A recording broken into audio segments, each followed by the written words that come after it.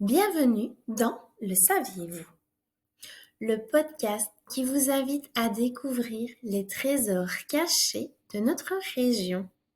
Je suis Céline et aujourd'hui je vous propose une balade au cœur d'Andrimont, inspirée d'un parcours imaginé par mon grand-père, Georges Zeyen, en collaboration avec le Centre culturel de Dizon.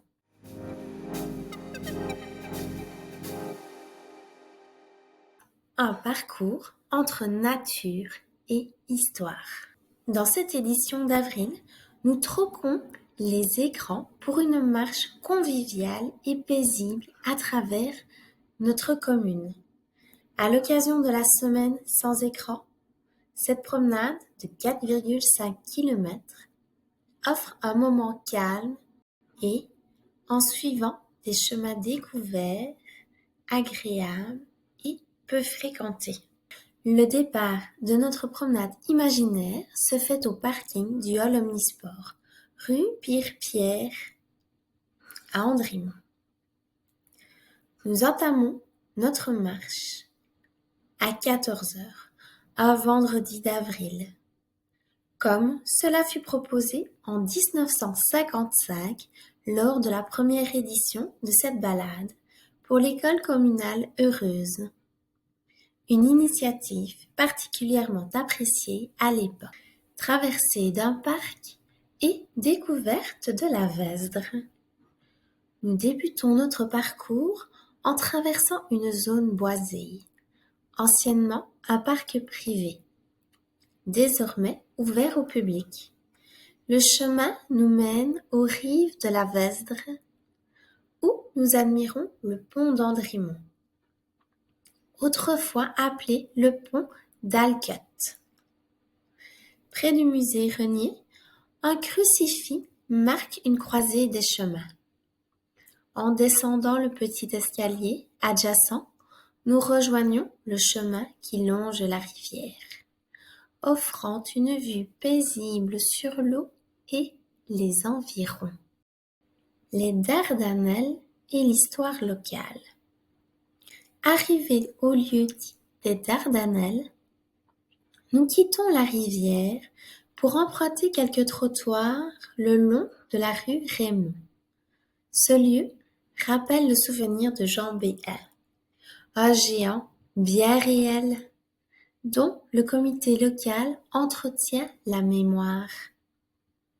En continuant notre chemin, nous passons par le quartier de Chapuis et une mention s'impose à Pierre-du-May, un autre point d'intérêt méconnu.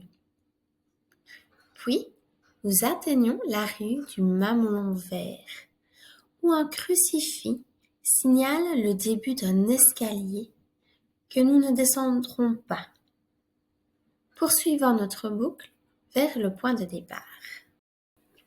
Une balade entre folklore, nature et échange. Cette promenade n'est pas un simple parcours. Elle est l'occasion d'évoquer notre histoire locale, notre folklore et les légendes qui colorent la région. Des haltes dans des endroits tranquilles permettent de discuter, d'échanger des souvenirs ou d'observer les oiseaux et les plantes qui peuplent ces lieux. La balade dure environ 1h30. Elle se veut une parenthèse calme et de découverte où le guide partage quelques explications tout en laissant place à l'appréciation de la nature environnante.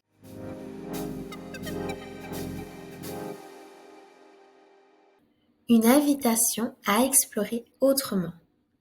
Cette balade, bien que virtuelle aujourd'hui, reste une invitation à découvrir ou redécouvrir les charmes d'Andrimont et de notre commune. Marcher dans les pas du passé, c'est aussi apprécier le présent sous un nouveau jour. J'espère que cette visite audio vous a donné envie de mettre vos chaussures et d'aller explorer ces lieux par vous-même. Si cet épisode vous a plu, abonnez-vous à Le saviez-vous et partagez-le autour de vous. Je vous retrouve la semaine prochaine pour une nouvelle chronique inspirée des récits de mon grand-père, Georges Zéhen. D'ici là, sortez, respirez et laissez-vous surprendre par notre région.